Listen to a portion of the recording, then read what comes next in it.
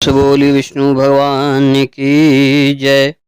आइए सभी श्रोता जन बरौथनी एकादशी व्रत कथा का श्रवण करते हैं। धर्मराज युधिष्ठिर बोले, हे भगवान, मैं आपको नमस्कार करता हूँ।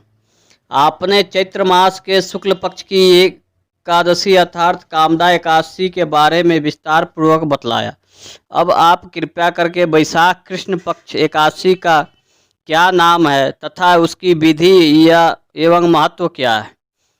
भगवान श्री कृष्ण ने कहा, हे राजेश्वर, वैशाख मास के कृष्ण पक्ष की एकादशी को बरूथिनी एकादशी के नाम से जाना जाता है। यह सौभाग्य देने वाली, सब पापों को नष्ट करने वाली तथा अंत में मोक्ष देने वाली है। इसकी महात्म कथा आपसे कहता हूँ। प्राचीन काल में नर्मदा नदी के तट पर मानधाता नामक राजा राज्य करते थे। वह अत्यंत दानशील तथा तपस्वी थे।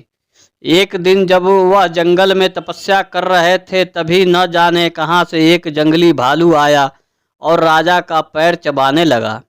राजा पूर्ववत अपनी तपस्या में लीन रहे। कुछ देर बाद पैर चबाते चबाते भालू राजा को घसीट कर पास के जंगल में ले गया। राजा बहुत घबराए, मगर तापस धर्म अनुकूल उसने क्रोध और हिंसा न करके भगवान विष्णु से प्रार्थना की। करुणा भाव से भगवान विष्णु को पुकारा। उसकी पुकार सुनकर भगवान श्री हरि विष्णु प्रकट हुए और उन्होंने चक्र से भालू को मार डाला।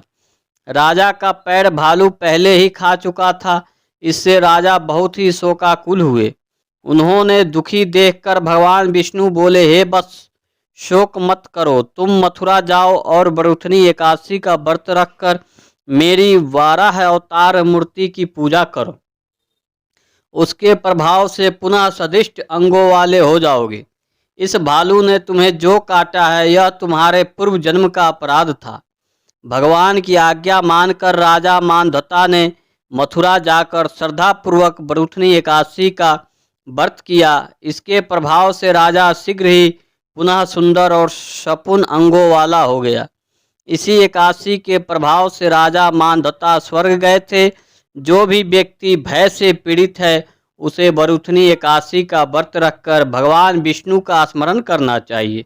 इस व्रत को करने से समस्त पापों का नाश होकर मोक्ष को प्राप्त होता है। प्रेम से बोली विष्णु भगवान की जय।